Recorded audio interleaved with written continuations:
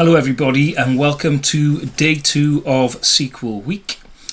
In this video I'm going to be talking to you about writing some structured query language queries, SQL, SQL, call it what you will. We're going to be looking at column expressions, we'll be looking at the where clause for filtering, and we will use the like statement to help us improve our where clause statements as well. Now, my name's Gethin. I'm going to be talking you through this video today.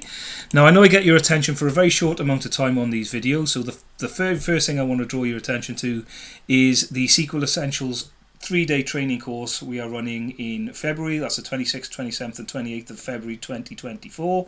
There is a link to the website if you're interested in the course and want to come on the course. Reach out to me, LinkedIn, YouTube, whatever. Send me an email.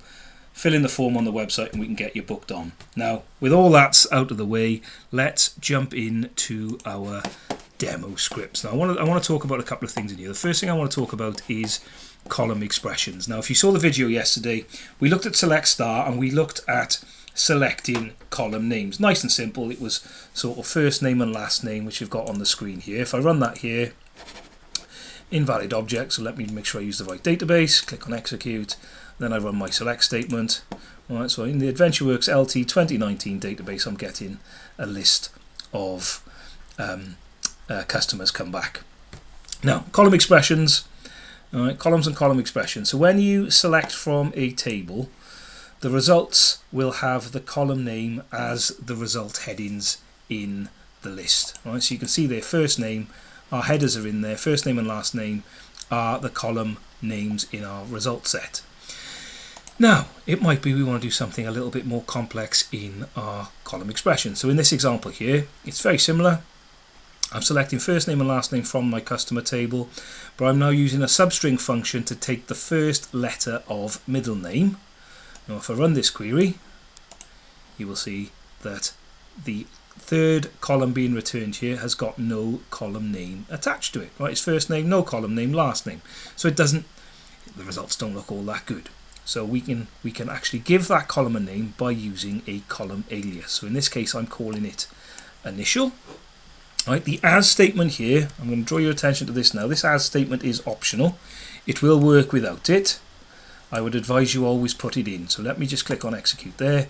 You can see there now the columns. We've got first name, which is the column name, last name, which is the column name, and then initial, which is this initial here.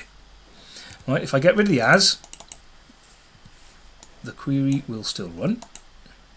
Right, and you can see there we've got it come back, but I would always recommend putting the as in to make it abundantly clear what you were trying to do in the first place.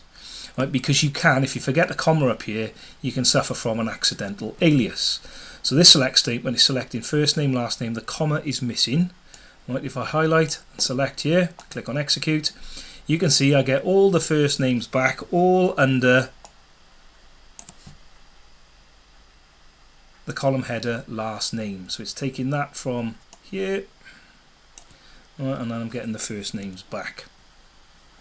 So you might want to, in this case, I want to put the comma in, and then it'll give us the results that we wanted in the first place. And we can, of course, rename these. So if I go L name in here, just to give you an example, as L name, if you wanted to change the column name, it'll do that for you. Okay. So next, right, we've got our column expressions, we've got our column aliases. Let's talk about how we can filter rows.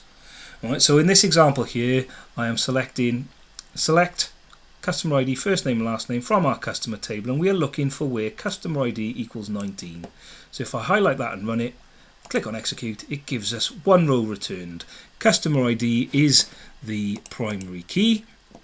Right, so if there is a value in there for 19, it should return just one row. We talked about primary keys on tables yesterday. Right, we could mix this up a bit, so we could combine our filters. So this is going to look for customers whose customer ID fall within the range 19 to anything that's less than 23. And we've got customers for all those. We get 4 customers returned. We can do the same with dates. Now dates we need to pass in as a string, and then it just turns it to it tweaks it to an internal format for you. But your dates are going to be in quotes, so this is going to look for all customers whose modified date was between the 1st of September 2007 and the 30th of September 2007. That gives us our 94 rows back. And if we didn't have that where clause on, you can see it's still 847 rows across the result set. So it's still filtering, there's just more rows now to deal with. And then lastly in this session I want to talk to you about the like statement. We can use like to do wildcard searches, right? So in this example I've got the same select statement, customer ID, first name, last name, modified date from our customer table, and we want to return all our customers whose last name begin with the letter A. Right, so we can use, it's a special character here is %, so like, and then we've got our string in single quotes, A%. That will look for every last name that begins with the letter A and can have any number of characters after it. Right, so it'll return everyone that begins with an A. You can use underscore for specific character position wildcards as well. I'm not going to go into that today, but you can look that up in books online if you want to do sort of single character space wildcards. But this gives us everybody then whose last name begins with A. Right, and there's 46 of those. Okay, cool. So that brings this video to a conclusion. If you are still listening, just a short reminder, our course is running on the 26th to the 28th of February. You can sign up, DM me, go to the website. There's plenty of places you can sign up. If you're watching on YouTube, don't forget to like and subscribe. And if you're watching on LinkedIn, make sure you like and comment on the video as well.